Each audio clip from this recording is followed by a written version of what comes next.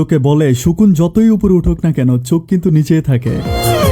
তেমনি কিছু মানুষ থাকে, এদের আপনি যতই সম্মান করেন না কেন এরা আপনাকে অপমান করবেই। কথায় আছে সৎসঙ্গে স্বর্গবাস আর অসৎসঙ্গে সর্বনাশ। অফিসে এমন কিছু বস থাকে, অফিসে ঢোকার সময় শকুনের মতো ঘড়ির দিকে তাকিয়ে থাকে, কিন্তু অফিসে 1 ঘন্টা বেশি কাজ করে বের হলেও কচ্ছপের মতো মাথা নত করে বসে থাকে। এরা মানুষ হয়ে জন্মেছে, কিন্তু মনুষ্যত্বগুলো মায়ের পেটে রেখে এসেছে।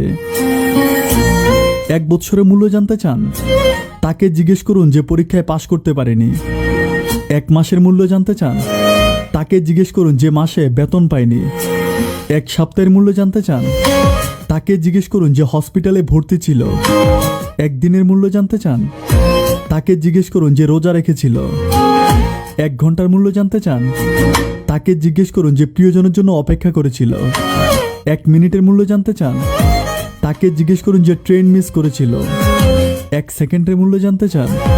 তাকে জিজ্ঞেস করুন যে অ্যাক্সিডেন্টের হাত থেকে রক্ষা পেল। জীবনের প্রতিটি মুহূর্তই মূল্যবান। কেউ আপনাকে বোকা বানিয়ে অনেক কিছু নিয়ে চলে গেছে, একদম মন খারাপ করবেন না। মনে রাখবেন আজ পর্যন্ত কোনো ভিখারি দাতা বা স্বাবলম্বী হতে পারেনি।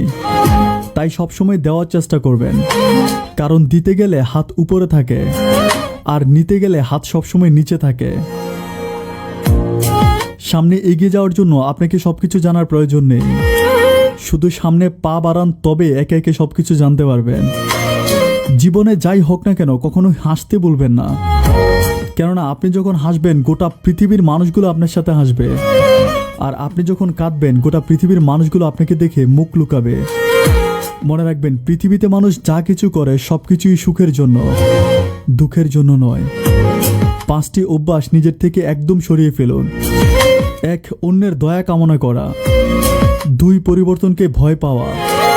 3 অতীত নিয়ে পড়ে থাকা। 4 নিজেকে ছোট মনে করা। আর 5 হচ্ছে অতিরিক্ত চিন্তা করা। ধন্যবাদ সবাইকে।